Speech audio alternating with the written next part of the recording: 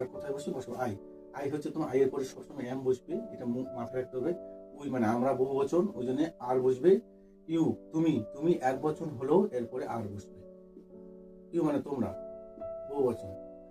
হি মানে সে, এক বচন। ইস, সি মানে সে, এক বচন। ইস, দে মানে তারা, অনেকগুলো একের অধিক, বহু বচন। ইট মানে ইহা, একটি বচন, ইস বসবে। রাম এক ব্যক্তির নাম, একজন, ওই জন্য ইস বসবে। বয়স বালকগণ, অনেকগুলো বালক, ওই জন্য আর বসবে। অনুরূপভাবে আমরা যদি দেখি এদিকেও, আয়ের পরে কি বসবে? আয়ের পরে বসবে ওয়াজ। কি বসবে আয়ের পরে? আয়ের পরে ওয়াজ বসবে।